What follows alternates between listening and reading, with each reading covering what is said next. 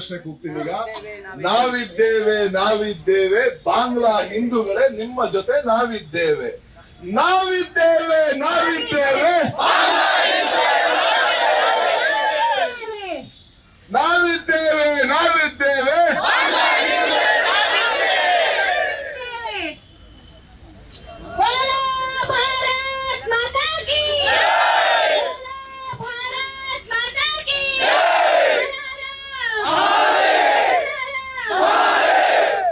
ಬಾಂಗ್ಲಾ ಹಿಂದೂಗಳ ಜೊತೆಗೆ ಹಿಂದೂಗಳ ಜೊತೆಗೆ ಎಲ್ಲ ಕೈಗಳ ಮೇಲೆ ಬೇಕು. ಬಾಂಗ್ಲಾ ಹಿಂದೂಗಳ ಜೊತೆಗೆ ಬಾಂಗ್ಲಾ ಹಿಂದೂಗಳ ಜೊತೆಗೆ ಬಾಂಗ್ಲಾ ಹಿಂದೂಗಳ ಜೊತೆಗೆ ಬಾಂಗ್ಲಾ ಹಿಂದೂಗಳ ಜೊತೆಗೆ ಬರ್ಬೇಕು. ಬಾಂಗ್ಲಾ ಹಿಂದೂಗಳ ಜೊತೆಗೆ ಬಾಂಗ್ಲಾ ಹಿಂದೂಗಳ ಜೊತೆಗೆ ಬಾಂಗ್ಲಾ ಹಿಂದೂಗಳ ಜೊತೆಗೆ ಬಾಂಗ್ಲಾ ಹಿಂದೂಗಳ ಜೊತೆಗೆ ಬಾಂಗ್ಲಾ ಹಿಂದೂಗಳ ಜೊತೆಗೆ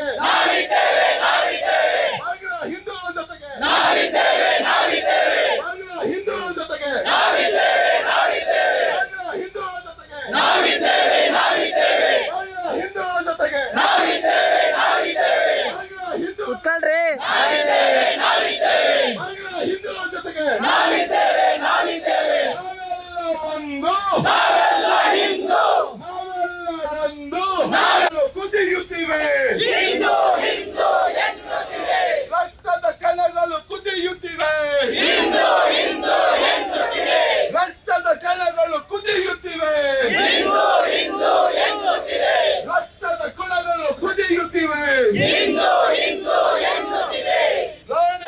ಜೈ ಭವಾನಿ ಜೈ ಭವಾನಿ ಜೈ ಶ್ರೀರಾಮ್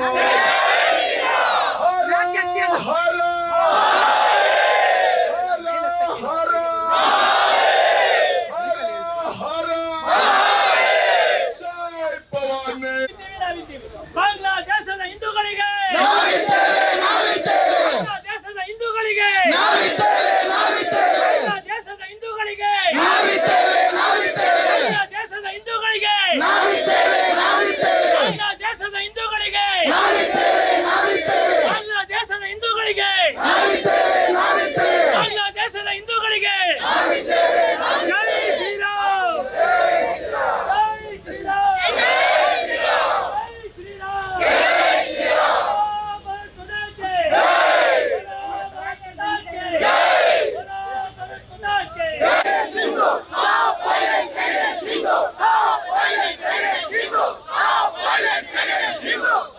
ಜೈ ಶ್ರೀರಾಮ್ ಜೈ ಶ್ರೀರಾಮ್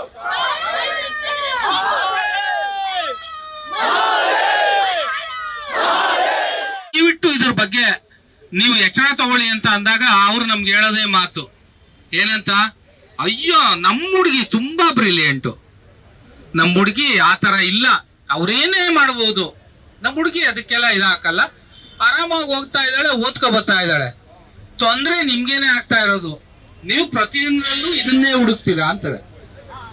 ಇದಕ್ಕೆ ಯಾರಿಗೆ ಏನು ಹೇಳೋದು? ಎಷ್ಟಾದ್ರೂ ಹೇಳಿ ನಮ್ ಸಮಾಜ ಇದೇ ರೀತಿ ನಿಮ್ ಬೀದಿಗೂ ಬರುತ್ತೆ, ನಿಮ್ಮನ್ನು ಸುಡುತ್ತೆ ಅಂತ ಅಂದ್ರೆ ಇಲ್ಲ ಇಲ್ಲ ಇಲ್ಲ, ಯಾವ ಬೀದಿಲಲ್ವಾ ಬಂದಿರೋದು, ಅದು ನಮ್ಮಲ್ಲಿ ಬರೋವರೆಗೂ ತುಂಬಾ ತಡ ಆಗುತ್ತೆ ಬಿಡಿ ಅಂತ. ನಾನು ತಮಗೆ ಒಂದು ಮಾಹಿತಿ ಕೊಡ್ತೀನಿ. ಇದೇ ಚನ್ನಪಟ್ಟಣ ತಾಲೂಕಿನಲ್ಲಿ ಒಂದು ಮುಸ್ಲಿಂ ಏರಿಯಾ ಇದೆ. ಅಲ್ಲಿ ಸುಮಾರು 9 ವರ್ಷಗಳ ಕೆಳಗೆ ಕಮಾಂಡೋ ಟ್ರೈನಿಂಗ್ ನಡೀತಾ ಇತ್ತು. ಅದಕ್ಕೆ ನಮ್ಮ ಕಾರ್ಯಕರ್ತರೊಬ್ರು ಅವ್ರದೇ ಜನಾಂಗದವ್ರು ಇರೋದ್ರಿಂದ ಅವ್ರ ಜೊತೆ ಸೇರ್ಕೊಂಡೋಗಿ ಟ್ರೈನಿಂಗ್ ಕ್ಯಾಂಪ್ ಅಟೆಂಡ್ ಮಾಡಿದ್ರು. ಸುಮಾರು 300 ಕಾರ್ಗಳು ಬಂದಿದ್ವು. ಅದಾದ್ರೂ ಕೂಡ ಏನೂ ಕ್ರಮ ತಗೊಳ್ಳಿಲ್ಲ. ಇವತ್ತು 8 ವರ್ಷದಿಂದ ಅವ್ರು ಕಮಾಂಡೋ ಟ್ರೈನಿಂಗ್ ಕೊಡ್ತಾ ಇದ್ದಾರೆ ಅವ್ರ ಜನಾಂಗದವ್ರಿಗೆ, ಅವ್ರಿಗೆಲ್ಲ. ನಾವೇನ್ ಮಾಡ್ತಾ ಇದೀವಿ? ಇವತ್ತು ಯಾರ್ದಾದ್ರು ಮನೇಲಿ ಏನಾದ್ರು ಒಂದು ಅವಘಡ ಆಯ್ತು, ಅವ್ರು ಪ್ರತ್ಯುತ್ತರ ಕೊಡಬೇಕು ಅಂತ ಅಂದ್ರೆ ನಮ್ಮ ಮನೇಲಿ ಇಷ್ಟು ಉದ್ದ ಚಾಕು ನೀವು ಹಿಡ್ಕೊಂಡು ಹತ್ರ ಬರೋ ಅಷ್ಟರಲ್ಲೇ ಅವನೇನೋ ಮಾಡ್ಬಿಟ್ಟಿರ್ತಾನೆ. ನಾವು ಹಿಂದೂ ಸಮಾಜದ ಪ್ರತಿಯೊಬ್ಬರಿಗೂ ಹೇಳ್ತಾ ಇರೋದು ಇಷ್ಟೇ, ನಿಮ್ಮ ಆತ್ಮರಕ್ಷಣೆಗೆ ಏನ್ ಸಾಧ್ಯನೋ ಅದನ್ನ ದಯವಿಟ್ಟು ಮಾಡಿ. ಆ ಆತ್ಮರಕ್ಷಣೆಗೆ ಏನ್ ಬೇಕೋ ಆ ಕಾರ್ಯಕ್ರಮ ರೂಪಿಸಿ ಅವ್ರ ಜನಾಂಗದವ್ರಿಗೆ ಕಮಾಂಡೋ ಟ್ರೈನಿಂಗ್ ಕೊಟ್ಟು ಪ್ರಿಪೇರ್ ಮಾಡ್ತಾ ಇದ್ದಾರೆ ಅಂತ ಅಂದ್ರೆ ನಾವ್ ಯಾಕೆ ಮಾಡಬಾರ್ದು? ಹಿಂದುತ್ವಕ್ಕೋಸ್ಕರ ಮುಡುಪಿಟ್ಟಿದ್ದಾರೆ. ಹೌದು ಅಂತವನಿಗೆ ಯಾವ ರೀತಿ ಕಿರುಕುಳ ಕೊಡ್ತಾ ಇದ್ದಾರೆ, ಯಾವ ರೀತಿ ಕಾನೂನು ಅವನ ಜೊತೆ ವರ್ತನೆ ಮಾಡ್ತಾ ಇದೆ ಅಂತ ನಾವೆಲ್ಲರೂ ನೋಡಿ ಸುಮ್ಮನೆ ಇರೋದು ಎಷ್ಟು ನ್ಯಾಯ ಬಂದಿದ್ದಾರೆ. ಎಲ್ಲೇ ಒಂದು ಹಿಂದೂಗಳ ನೋವು ಕಂಡಾಗ ಹೋಗಿ ಆ ಗುಂಡು ಮೊದಲು ನನ್ನ ಎದೆಗೆ ತಾಗಿ ಆಮೇಲೆ ಆ ಇನ್ನೊಬ್ಬ ಹಿಂದೂ ಹೋಗಬೇಕು ಅಂತ ಎದೆಗಾರಿಕೆ ತೋರಿಸುವಂತ ನನ್ನ ತಮ್ಮ ಪುನೀತ್ ಕೆರೆಳ್ಳಿ ಇವತ್ತು ನಮ್ಮ ಮಧ್ಯೆ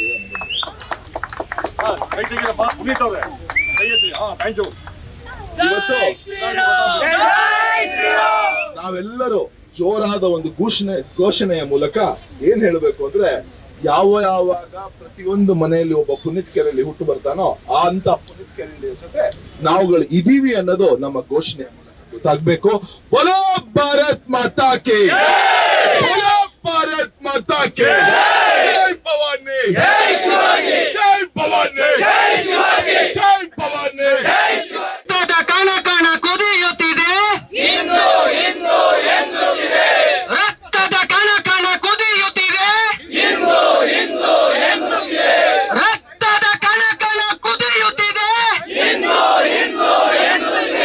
ಸ್ನೇಹಿತರೆ, ಇಂದು ದೇಶದ ಯಾವುದೇ ಮೂಲೆಯಲ್ಲಿರ್ಲಿ, ವಿಶ್ವದ ಯಾವುದೇ ಮೂಲೆಯಲ್ಲಿರ್ಲಿ, ಒಬ್ಬ ಹಿಂದುವಿಗೆ ತೊಂದರೆ ಆಗಿದೆ ಅಂತ ಅಂದ್ರೆ ಆತ ನನ್ನ ಸ್ನೇಹಿತನಾಗಿರ್ಬೋದು, ಆತ ನನ್ನ ಬಂಧು ಆಗಿರ್ಬೋದು, ಬಳಗ ಆಗಿರ್ಬೋದು, ಆತ ಯಾರೇ ಇರ್ಲಿ, ಆತ ನನ್ನ ಸಹೋದರ ಅಂತ ತಿಳಿಬೇಕಾಗಿರೋದು ಹಿಂದೂಗಳ ಮೊದಲ ಕರ್ತವ್ಯ. ಇವತ್ತು ನಾವು ಪಕ್ಕದ ಮನೆಯವ್ರ ಜೊತೆ ಮಾತಾಡ್ಬೇಕಾದ್ರೆ ಎಕ್ಸ್ಕ್ಯೂಸ್ ಮೀ ಅಂತೀವಿ, ದೇವಸ್ಥಾನಕ್ಕೆ ಹೋದ್ರೆ ಜಾಗ ಬೇಕು ಅಂದ್ರೆ ಎಕ್ಸ್ಕ್ಯೂಸ್ ಮೀ ಅಂತೀವಿ. ಇದು ನಮ್ಮ ಹಿಂದೂಗಳ ಪರಿಸ್ಥಿತಿ. ಇವತ್ತು ಪಾಕಿಸ್ತಾನದಿಂದ ಏನಾದ್ರೂ ಮಾರ್ಕೆಟಿಗೆ ಬಂದ್ರೆ ಮಸೀದಿ ಒಳಗಡೆ ಅಣ್ಣ ತಮ್ಮ ಅಂತ ಮಾತಾಡ್ತಾರೆ. ಇಲ್ಲ ವಿಜಯನಗರದಲ್ಲಿರೋನು ಬಸವೇಶ್ವರ ನಗರಕ್ಕೆ ಬಂದ್ರೆ ನಿಮ್ಮ ಹೆಸರೇನು ಅಂತ ಕೇಳಬೇಕಾದ ಪರಿಸ್ಥಿತಿಯಲ್ಲಿ ನಾವು ಹಿಂದೂಗಳಿದ್ದೀವಿ. ಅದಕ್ಕೆ ನಮಗೆ ಈ ಪರಿಸ್ಥಿತಿ ಬರ್ತಾ ಇರೋದು. ಬಾಂಗ್ಲಾದಲ್ಲಿರೋ ಹಿಂದೂಗಳಿಗೆ ಭಾರತೀಯ ಹಿಂದೂಗಳಲ್ಲದೆ ಮತ್ತಾರ್ರಿ ನಿಂತ್ಕೊಳ್ಳೋದು, ಜೊತೆಗೆ ನಾವಲ್ಲದೆ ಇನ್ಯಾರು ನಿಂತ್ಕೋಬೇಕಾಗಿದೆ. ಇಲ್ಲಿಗೆ ಬಂದು ನಿಂತ್ಕೊಂಡು ಏನ್ ಮಾಡ್ತೀರಾ ಅಂತ ಕೇಳ್ತಿರಲ್ಲ, ಅಲ್ಲಿರ್ತಕ್ಕಂಥ ಹಿಂದೂಗಳಿಗೆ ಒಂದು ಬಹಳ ದೊಡ್ಡ ಸಂದೇಶವನ್ನು ನಾವು ಕೊಡ್ತೇವೆ, ನಿಮ್ಮ ಜೊತೆ ನಾವಿದ್ದೀವಿ ಅಂತ.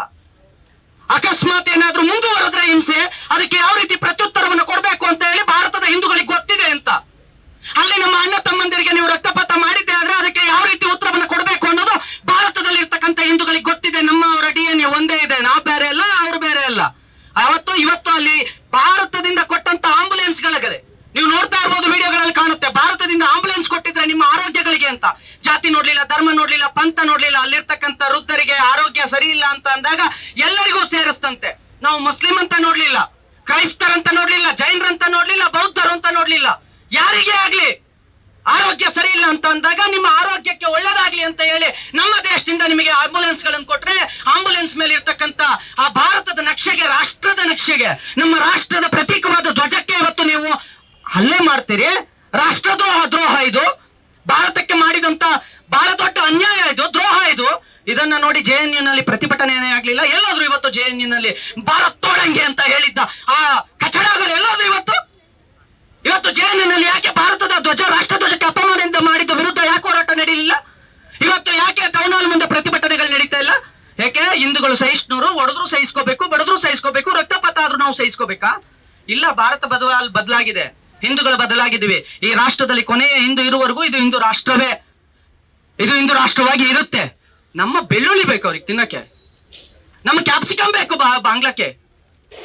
ಇವತ್ತು ನಮ್ಮಿಂದ ಹೋಗ್ತಾ ಇರ್ತಕ್ಕಂಥ ಆಹಾರ ಪದಾರ್ಥಗಳನ್ನ ನಿಲ್ಸಿದ್ರೆ ಬದುಕೋ ಯೋಗ್ಯತೆ ಇಲ್ಲ ಅವರಿಗೆ. ನಮ್ಮ ರಾಷ್ಟ್ರ ಧ್ವಜದ ಮೇಲೆ ಕೈ ಮಾಡ್ತಾರೆ, ನಮ್ಮ ರಾಷ್ಟ್ರ ಧ್ವಜಕ್ಕೆ ಕೈ ಇಡ್ತಾರೆ. ಇವತ್ತು ಭಾರತದ ನೆರವಿಲ್ಲದೆ, ಭಾರತದ ಯೋಗ ಇಲ್ಲದೆ ಬದುಕೋದಕ್ಕಾಗೋದಿಲ್ಲ. ಅವತ್ತು ನಮ್ಮ ಭಾರತ ನಿಮ್ ಜೊತೆಗೆ ನಿಂತ್ಕೊಂಡಿರ್ಲಿಲ್ಲ ಅಂದ್ರೆ ಕಪ್ಪಿ ಪಾಕಿಸ್ತಾನದ ಮುಷ್ಟಿಯಲ್ಲಿ ಸಾಯ್ಬೇಕಾಗಿತ್ತು ನೀವು. ಅವತ್ತು ನಿಮ್ಮ ಜೊತೆಗೆ ನಿಂತ್ಕೊಂಡಿದ್ದಕ್ಕೆ ಇವತ್ತು ಭಾರತ್ ತೋಡಂಗೆ ಭಾರತದ ರಾಷ್ಟ್ರ ಧ್ವಜದ ವಿರುದ್ಧ ಮಾತಾಡ್ತೀರಿ ನೀವು. ಇವತ್ತು ಭಾರತದ ನಾವು ಸುಮ್ಮನೆ ನೋಡ್ಕೊಂಡು ಕುತ್ಕೋಬೇಕಾದನ್ನ. ಕಾಳಿದಾಸ ದೇವಸ್ಥಾನಕ್ಕೆ ಬೆಂಕಿ ಇಡ್ತೀರಿ ನೀವು. ಇವತ್ತು ನಾವಿನ್ನೂ ಸಹಿಷ್ಣುತೆ ಅಂತ ಬದುಕಬೇಕಾ? ಮನೆಗೆ ನುಗ್ಗಿ ದಾಂಧಲೆ ಮಾಡ್ತೀರಿ. ತಾಯಂದಿರು ಅಲ್ಲಿ ಹೇಳ್ತಿದ್ದಾರೆ ಭಯ್ಯ ಭಯ್ಯ ಭಯ್ಯ, ಓ ಭಯ್ಯ ನಯ್ಯೇ. ಇಲ್ಲೂ ಅದನ್ನೇ ಹೇಳ್ತಾ ಇದ್ದೀರಿ, ಭಯ್ಯ ಅನ್ನಿ ಅಂತ. ಭಯ್ಯ ಅಲ್ಲ ಅವರು, ಭಯ್ಯ ಬಿಡಿ ಅಂತ ಬೇಡ್ಕೊಂಡ್ರು. ಬಿಟ್ರ ವಿಡಿಯೋಗಳಲ್ಲಿ ನೋಡ್ತಾ ಇದ್ದೀವಿ, ಭಯ್ಯ ಬಿಡಿ ನಮ್ಮನ್ನ ಬಿಟ್ಬಿಡಿ ಅಂತ ಕೇಳ್ಕೊಂಡ್ರು. ಬಿಟ್ರ ತಾಯಂದಿರನ್ನ? ಬಿಡ್ಲಿಲ್ಲ. ಇದೇ ಪರಿಸ್ಥಿತಿ ಭಾರತಕ್ಕೆ ಬರಬಾರ್ದು ಅಂತ ಅಂದ್ರೆ, ಇದೇ ವಿಚಾರ ಭಾರತದಲ್ಲಿ ಮರುಕಳಿಸಬಾರ್ದು ಅಂತ ಅಂದ್ರೆ ಅಷ್ಟೇ ಅಲ್ಲ, ಮತ್ತೆ ಬಾಂಗ್ಲಾದಲ್ಲಿ ಹಿಂದೂಗಳ ಮೇಲೆ ಈ ರೀತಿ ಆಗಬಾರ್ದು ಅಂತ ಅಂದ್ರೆ ನಾವೆಲ್ಲರೂ ಸಂದೇಶವನ್ನು ಇಲ್ಲಿಂದ ಗಟ್ಟಿಯಾಗಿ ಕೊಡಬೇಕಾಗಿದೆ. ನಾವು ಬಾಂಗ್ಲಾದೊಟ್ಟಿಗಿದ್ದೇವೆ ಅಂತ, ಬಾಂಗ್ಲಾದ ಹಿಂದೂಗಳೊಟ್ಟಿಗೆ ನಾವು ಸದಾಕಾಲ ಇರ್ತೇವೆ ಅಂತ. ಇವತ್ತು ನಮ್ಮನ್ನೇ ತಿಂದು, ನಮ್ಮ ಉಪ್ಪನ್ನೇ ತಿಂದು, ಇವತ್ತು ನಮ್ಮ ಮೇಲೇನೆ, ನಮ್ಮ ಧರ್ಮಕ್ಕೆ ನಮ್ಮ ಕಳಂಕ ತರುವಂಥದ್ದು, ನಮ್ಮ ಧರ್ಮದ ವಿರುದ್ಧ ಮಾತಾಡುವಂಥದ್ದು, ಭಗವದ್ಗೀತೆನ ಹರಿದು ಕಾಲಲ್ಲಿ ತುಣಿಯುವಂಥದ್ದು, ಇದನ್ನೆಲ್ಲ ನಾವು ಸಹಿಸ್ಕೋಬೇಕು. ನಾವು ಸಹಿಷ್ಣುರು ಇದನ್ನೆಲ್ಲ ಸಹಿಸ್ಕೊಂಡ್ರೆ ನಮ್ಮ ಕಾಳಿ ಮಾತಾ ಕೈಯಲ್ಲಿ ಏನ್ ಹಿಡ್ದಿದ್ದಾಳೆ, ಅವಳು ಬರೀ ಕೈಯಲ್ಲಿ ಹಿಡ್ಕೊಂಡಿಲ್ಲ. ಅದರಿಂದ ಮಹಿಷಾಸುರನನ್ನ ಮರ್ದನ ಮಾಡಿ ಸಾಯಿಸಿ, ಮಹಿಷಾಸುರನ ರಾಕ್ಷಸರನ್ನ ಸಂಹಾರ ಮಾಡಿ ನಮಗೆ ತೋರಿಸ್ಕೊಟ್ಟಿದ್ದಾಳೆ. ನಾವೇನ್ ಮಾಡ್ಬೇಕು? ರಾಕ್ಷಸರು ಎದುರಿಗಿದ್ರೆ, ರಾಷ್ಟ್ರದ್ರೋಹಿಗಳು, ಕಾನೂನಿನ ಬೆಲೆನೆ ತೋರಿಸ್ದೆ, ಸಂವಿಧಾನಕ್ಕೆ ಗೌರವ ಕೊಡದೆ, ಪ್ರಜಾಪ್ರಭುತ್ವಕ್ಕೆ ಗೌರವ ಕೊಡದೆ ನಿಂತ್ಕೊಂಡಿದ್ರೆ ಅವರನ್ನ ಏನ್ ಮಾಡ್ಬೇಕು ಅಂತ ಅಂದ್ರೆ, we are the first police. ನೈತಿಕಗಿರಿ ಅಲ್ಲ ಅಕ್ರಮವನ್ನು ತಡೆಯೋದು, ನೈತಿಕಗಿರಿ ಅಲ್ಲ, ನೈತಿಕ ಪೊಲೀಸ್ಗಿರಿ ಅಲ್ಲ ಅಕ್ರಮವನ್ನು ತಡೆಯೋದು. ಕಾನೂನು ಬಾಹಿರ ಚಟುವಟಿಕೆ ನಡೀತಾ ಇದ್ರೆ ಅದನ್ನ ತಡೆಯೋದು ಪೊಲೀಸ್ ನೈತಿಕಗಿರಿ ಅಲ್ಲ, ಅದು ಈ ಪ್ರಜೆಯ ಕರ್ತವ್ಯ. V are the first police. ಎಲ್ಲಿ ಕ್ರೈಮ್ ನಡೀತಾ ಇದೆ, ಎಲ್ಲಿ ಅಕ್ರಮ ನಡೀತಾ ಇದೆ, ಎಲ್ಲೋ ಒಂದು ಅತ್ಯಾಚಾರ ಆಗ್ತಾ ಇದೆ, ಅದನ್ನ ತಡೆಯೋದು ನಮ್ಮ ಕರ್ತವ್ಯ ಇದೆ. ಯಾರು ಹೇಳಿದ್ದು ಅದನ್ನ ನೈತಿಕ ಪೊಲೀಸ್ಗಿರಿ ಅಂತ? ಆ ಹೇಳೋನು ಮುಟ್ಟಾಳ ಇರ್ತಾನೆ. ಸಂವಿಧಾನದಲ್ಲಿ ಆರ್ಟಿಕಲ್ 52 ಏನ್ ಹೇಳುತ್ತೆ? ಯಾವುದೇ ಪ್ರಜಾಪ್ರಭುತ್ವವನ್ನು ರಕ್ಷಣೆ ಮಾಡೋದು, ಆ ದೇಶದ ಪ್ರಜೆಯನ್ನು ರಕ್ಷಣೆ ಮಾಡೋದು ನಮ್ಮ ಕರ್ತವ್ಯ ಇದೆ. ಆದ್ರೆ ಇದನ್ನೆಲ್ಲ ಮರ್ತಿರೋ ನಾವುಗಳು ಇವತ್ತು ಮತ್ತೆ ಸಹಿಷ್ಣುತೆ ಅಂತ ಹೇಳಿ ಬದುಕ್ತೀವಿ. ಸಹಿಷ್ಣುತೆ ಎಲ್ಲಿ ಅಂತ ಅಂದ್ರೆ, ಎಲ್ಲಿ ಸಹಿಷ್ಣುಗಳು ಇರ್ತಾರೋ ಅಲ್ಲಿ ಸಹಿಷ್ಣುತೆ. ವಿಕೃತಿಯನ್ನು ಮೆರಿತಾ ಇರೋರ ಜೊತೆ ನಾವು ಯಾವ ರೀತಿ ಮಾತಾಡೋಣ? ಏನು ಹೋಗಿ ಅಣ್ಣ ತಮ್ಮ ಅನ್ಲಿಕ್ಕಾಗತ್ತಾ? ದೇವಸ್ಥಾನಗಳಿಗೆ ಬೆಂಕಿ ಇಟ್ಟಾಯ್ತು, ತಲೆವರೆಗೂ ಹೋಗುತ್ತೆ, ಮೆದುಳಿಗೆ ಹೋಗಿ ಸಾಯ್ಬೇಕಾದ ಪರಿಸ್ಥಿತಿನೂ ಬರುತ್ತೆ. ಅಫ್ಘಾನಿಸ್ತಾನ ಕಳ್ಕೊಂಡ್ವಿ, ಬಾಂಗ್ಲಾದೇಶ ಕಳ್ಕೊಂಡ್ವಿ, ಪಾಕಿಸ್ತಾನ ಕಳ್ಕೊಂಡ್ವಿ, ನೆರೆಹೊರೆ ರಾಷ್ಟ್ರಗಳನ್ನೆಲ್ಲ ಕಳ್ಕೊಂಡ್ವಿ. ಭಾರತಕ್ಕೇನು ತೊಂದರೆ ಇಲ್ಲ, ಭಾರತಕ್ಕೇನು ತೊಂದರೆ ಇಲ್ಲ ಅಂತ ಕುಳಿತುಕೊಂಡಿದ್ದೀವಿ. ಬೆಂಗಾಲ್ ಅದೇ ರೀತಿಯಾಗಿದೆ, ಬಿಹಾರ ಅದೇ ರೀತಿಯಾಗಿದೆ, ಕೇರಳ ಅದೇ ರೀತಿಯಾಗಿದೆ. ಕೇರಳದಲ್ಲಿ ಒಬ್ಬ ಹಿಂದೂ DC ಆಗೋತ್ತಿಗೆ ಹೋರಾಟ ಮಾಡಿ ಹಿಂದೂ DC ಆಗಬಾರ್ದು ಅಂತ ಅಂದ್ರು. ಇದ ಅಸಹಿಷ್ಣುತೆ? ಇಲ್ಲೇ ಶಿರಾದಲ್ಲಿ ನಮ್ಮ ಫೀಲ್ಡ್ ಒಂದು ಬಹಳ ದೊಡ್ಡ ಕ್ರೀಡಾಂಗಣ ಇದೆ. ಕ್ರೀಡಾಂಗಣದಲ್ಲಿ ಉರ್ದು ಶಾಲೆ ಇದೆ ಅನ್ನೋ ಕಾರಣಕ್ಕೆ ಅಲ್ಲಿ ರೈತರನ್ನ ಬಂದು ವ್ಯಾಪಾರ ಮಾಡ್ತಾ ಇದ್ದದ್ದು, ಆಟ ಆಡ್ತಾ ಇದ್ದಂತ ವ್ಯಕ್ತಿಗಳನ್ನ ಓಡಿಸಿದ್ರು. ಇದ ಸಹಿಷ್ಣುತೆ? ಇದನ್ನ ನಾವೆಲ್ಲ ಒಪ್ಕೊಂಡು ಇನ್ನು ನಾವು ಸಹಿಷ್ಣುತೆ ಅಂತ ಹೇಳ್ಕೊಂಡು ಬದುಕಬೇಕಾ? ಧರ್ಮ ಯಾವಾಗ ಕಾಪಾಡಬೇಕು ಅಂತ ಅಂದ್ರೆ, ಧರ್ಮಕ್ಕೆ ಧಕ್ಕೆ ಬಂದಾಗ, ಕೃತಜ್ಞತೆ ಯಾರು ಕೃತಜ್ಞಹೀನರಾಗಿದ್ದಾರೋ ಅದು ಅವರು ಧರ್ಮಕ್ಕೆ ಆಪೋಸಿಟ್ ಇದ್ದಾರೆ ಅಂತಾನೆ ಅರ್ಥ, ಧರ್ಮಕ್ಕೆ ವಿರುದ್ಧ ಇದ್ದಾರೆ ಅಂತಾನೆ ಅರ್ಥ. ನಾವಿವತ್ತು ತಾಯಿಗೆ ನಮಸ್ಕಾರ ಮಾಡ್ತೀವಿ, ಧರ್ಮ ಅದು. ಯಾಕೆಂದ್ರೆ ತಾಯಿ ನಮಗೆ ಜನ್ಮ ಕೊಟ್ಟಿದ್ದಾಳೆ, ಭೂತಾಯಿ ನಮಗೆ ಜನ್ಮ ಕೊಟ್ಟಿದ್ದಾಳೆ, ಭೂತಾಯಿಗೆ ನಮಸ್ಕಾರ ಮಾಡ್ತೀವಿ. ಗಂಗಾ ಮಾತೆ ನಮ್ಮ ಪಾಪ ತೊಳಿತಾಳೆ, ಗಂಗಾ ಮಾತೆಗೆ ನಮಸ್ಕಾರ ಮಾಡ್ತೀವಿ. ನಿಸರ್ಗವನ್ನ ಪೂಜೆ ಮಾಡ್ತೀವಿ. ಯಾರು ಇದಕ್ಕೆ ಪ್ರತಿರೋಧವನ್ನು ವ್ಯಕ್ತಪಡಿಸ್ತಾರೋ, ಯಾರು ಕೃತಜ್ಞಹೀನರಾಗಿ ಬದುಕ್ತಾರೋ ಅವರನ್ನ ನಾವು ದಂಡಿಸಬೇಕಾಗಿರೋದು, ಅವರನ್ನ ನಾವು ಹೋರಾಟ ಮಾಡಿ ಪ್ರತಿಭಟಿಸಿ ಅದನ್ನ ಖಂಡಿಸಬೇಕಾಗಿರೋದು ನಮ್ಮೆಲ್ಲರ ಧರ್ಮ ಸಿದ್ಧ ಹಕ್ಕು. ಧರ್ಮವನ್ನ ಮರೆತ್ರೆ ನಾವು ಬದುಕ್ಲಿಕ್ಕೆ ಆಗೋದಿಲ್ಲ. ಧರ್ಮವನ್ನ ಬಿಟ್ರೆ ಯಾವ ಕಾನೂನು ನಿಮ್ಮನ್ನ ರಕ್ಷಣೆ ಮಾಡೋದಿಲ್ಲ, ನೆನ್ಪಿಟ್ಕೊಳ್ಳಿ. ಯಾವ ಕಾನೂನು ನಿಮ್ಮನ್ನ ರಕ್ಷಣೆ ಮಾಡೋದಿಲ್ಲ ಧರ್ಮವನ್ನ ಬಿಟ್ರೆ. ಧರ್ಮ ಮಾತ್ರವೇ ನಿಮ್ಮನ್ನ ರಕ್ಷಣೆ ಮಾಡುತ್ತೆ. ಧರ್ಮದಿಂದ ಮಾತ್ರವೇ ವಿಶ್ವಕ್ಕೆ ಶಾಂತಿ ಕೂಡ. ಆ ಧರ್ಮವನ್ನ ಪ್ರತಿಪಾದಿಸೋದು ನಿಮ್ಮೆಲ್ಲರ ಆದ್ಯ ಕರ್ತವ್ಯ. ನಾವಿವತ್ತೆಲ್ಲರೂ ಕೂಡ ಇಲ್ಲಿಗೆ ಬಂದು ನಿಂತ್ಕೊಂಡು ಹೇಳ್ತಾ ಇದ್ದೀವಿ, ಸ್ಟಾಪ್ ವೈಲೆನ್ಸ್ ಅಗೇನ್ಸ್ಟ್ ಹಿಂದೂ. ಅದು ಬಾಂಗ್ಲಾದಲ್ಲಾಗಿರ್ಬೋದು, ಬೇರೆ ಯಾವುದೇ ವಿಶ್ವದ ಯಾವುದೇ ಮೂಲೆಯಲ್ಲಾಗಿರ್ಬೋದು, ಹಿಂದೂಗಳ ಮೇಲೆ ವೈಲೆನ್ಸ್ ನಡೆದ್ರೆ ಅದಕ್ಕೆ ತಕ್ಕ ಉತ್ತರವನ್ನ ಕೊಡ್ಲಿಕ್ಕೆ ನಾವು ಸಿದ್ಧರಿದ್ದೇವೆ. ನಮ್ಮನ್ನ ಹೆಚ್ಚು ಕೆಣಕಬೇಡಿ. ಇವತ್ತು ಬಾಂಗ್ಲಾದಲ್ಲೇ ನನ್ನ ಸಹೋದರ ಹಿಂದೂಗಳು ಸಿಡಿದಿದ್ದಾರೆ.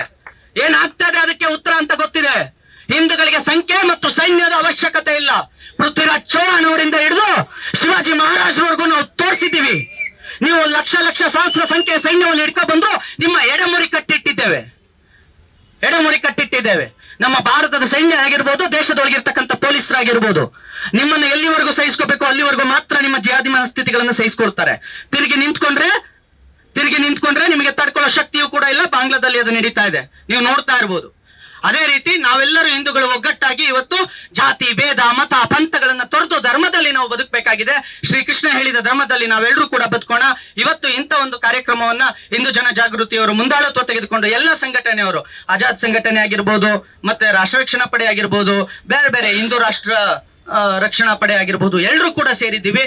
ನಾವೆಲ್ಲರೂ ಕೂಡ ಇದೇ ರೀತಿ ಒಗ್ಗಟ್ಟಿನಲ್ಲಿ, ನಮ್ಮ ರಾಷ್ಟ್ರ ಧರ್ಮ ಸಂತೋಷ್ ಅಣ್ಣನೂ ಇದ್ದಾರೆ, ನಾವೆಲ್ಲರೂ ಕೂಡ ಇದೇ ರೀತಿಯಲ್ಲಿ ಮುಂದಿನ ದಿನಗಳಲ್ಲೂ ಕೂಡ ಒಗ್ಗಟ್ಟಾಗಿ ಹೋರಾಡಬೇಕು. ಎಲ್ಲೋ ಪ್ಯಾಲಿಸ್ತೇನದಲ್ಲಿ ಭಾರತದ ಅಲ್ಲದವನ ಒಬ್ಬ ಭಾರತದ ಪರಂಪರೆನೇ ಅಲ್ಲ. ಇಲ್ಲಿ ಬಂದು ಹೇಳ್ತಾರೆ ವಿಧಾನಸೌಧ ನಮ್ದು ಅಂತ.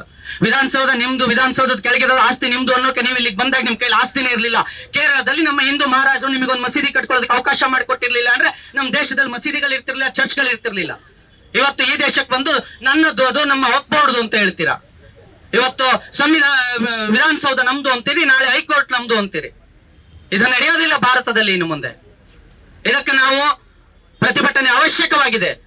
ಪ್ಯಾಲಿಸ್ತಾನಲ್ಲಿ ಯಾರೋ ಒಬ್ಬ ಏನೋ ಆಯ್ತು ಅಂತ ಅಂದ್ರೆ ಇಲ್ಲಿ ಹೋರಾಟ ಮಾಡೋರೆಲ್ಲ ಎಲ್ಲಿದ್ದಾರೆ? ನೀವು ಇದನ್ನ ಸೂಕ್ಷ್ಮವಾಗಿ ಗಮನಿಸಬೇಕು. ಅವರ ಮೈಂಡ್ ಸೆಟ್ ಏನಿದೆ, ಯಾವ ರೀತಿ ಹೋರಾಟ ಬರ್ತಾ ಇದೆ, ಭಾರತವನ್ನು ಮತ್ತೆ ಇಲ್ಲಿಗೆ ತಗೊಂಡು ಹೋಗ್ತಾ ಇದ್ದಾರೆ. ಭಾರತ ನಮ್ಮದು, ಭಾರತ ನಮ್ಮದು. ಬಿಟ್ರೆ ಅರಬ್ಬಿ ಸಮುದ್ರ ಮಾತ್ರ ಇರೋದು, ಹಿಂದೂ ಮಹಾಸಾಗರ ಮಾತ್ರ ಇರೋದು ನಮಗೆ. ಸಾಗರ ಸೇರ್ತಿರೋ, ಪೃಥ್ವಿಯನ್ನು ಉಳಿಸ್ಕೊಂಡು, ಭೂಮಾತೆಯನ್ನು ಉಳಿಸ್ಕೊಂಡು, ಭಾರತಕ್ಕಾಗಿ, ಭಾರತದ ಸಾರ್ವಭೌಮತೆಗಾಗಿ ಹೋರಾಡ್ತಿರೋ, ನೀವೇ ಚಿಂತನೆ ಮಾಡಿ. ಹೋರಾಡ್ತೀವಲ್ವಾ? ಬಾಂಗ್ಲಾದೇಶದ ಹಿಂದೂಗಳ ಜೊತೆ ನಾವೆಲ್ಲ ನಿಂತೀವಲ್ವಾ? ಬಾಂಗ್ಲಾದೇಶದ ಅಲ್ಪಸಂಖ್ಯಾತರ ಜೊತೆ ನಾವೆಲ್ಲ ಇದ್ದೀವಲ್ವಾ? ಬಾಂಗ್ಲಾದೇಶದ ಅಲ್ಪಸಂಖ್ಯಾತರಲ್ಲಿ ಏನಾದ್ರೂ ತೊಂದರೆ ಕೊಟ್ಟಿದ್ದೆ ಆದ್ರೆ ನಾವೆಲ್ಲರೂ ಕೂಡ ಒಗ್ಗಟ್ಟಾಗಿದ್ದೇವೆ. ನಾವೆಲ್ಲರೂ ಕೂಡ ಮತ್ತಷ್ಟು ಹೋರಾಟವನ್ನು ತೀವ್ರಗೊಳಿಸ್ತೇವೆ. ಹೌದಲ್ವಾ? ಬೋಲೋ ಭಾರತ್ ಮಾತಾ ಕಿ ವಂದೇ ಮಾತರಂ. ಜೈ ಹಿಂದ್, ಜೈ ಶ್ರೀರಾಮ್. ಜೈ ಶ್ರೀರಾಮ್, ಜೈ ಶ್ರೀರಾಮ್. ಬೋಲೋ ಭಾರತ್ ಮಾತಾ ಕಿ. ಅವ್ರಿಗೆ ಮುಟ್ಟಿಸ್ಬೇಕು. ನಾವು ಎಷ್ಟೇ ಕೂಗಿದ್ರು ಮುಟ್ಟಲ್ಲ ಅವ್ರಿಗೆ. ಅಲ್ಲ, ಕೂಗಿದ್ರೆ ಸ್ಟಾರ್ಟಿಂಗ್ ಮುಟ್ಟೋದು. ಇವರೆಲ್ಲ ಮಾಧ್ಯಮದವರು ಇದ್ದಾರೆ ಈಗ. ಅಲ್ಲಿ ಅಧಿಕಾರದವರಿಗೆ ಜಾಸ್ತಿ ಮೇಲ್ ಆಗ್ಬೇಕು. ಎಂಪಿಗಳು ಮೇಲ್ ಹರ ಹರ ಛತ್ರಪತಿ ಶಿವಾಜಿ ಮಹಾರಾಜ್ ಕಿ. ಈ ಹಿಂದೂ ರಾಷ್ಟ್ರ ಜಾಗೃತಿ ಆಂದೋಲನದ ಮೂಲಕ ನಾವು ಇಲ್ಲಿಗೆ ಬೀಳ್ತಾ ಇರುವುದು. ಪ್ರತಿಯೊಂದು ಕ್ಷೇತ್ರದಿಂದಲೂ ಸಹ ಈ ರಾಷ್ಟ್ರೀಯ ಹಿಂದೂ ರಾಷ್ಟ್ರ ಜಾಗೃತಿ ಆಂದೋಲನಕ್ಕೆ ಭಾಗವಹಿಸಿದ್ದಾರೆ. ತಮ್ಮೆಲ್ಲರಿಗೂ ಸಹ ಧನ್ಯವಾದ, ಅಭಿನಂದನೆಯನ್ನು ಸಹ ಹೇಳ್ತಾ ಇದ್ದೇವೆ. ಗ್ಯಾರಂಟಿ ನ್ಯೂಸ್, ಸುದ್ದಿ ಖಚಿತ, ನ್ಯಾಯ ನಿಶ್ಚಿತ.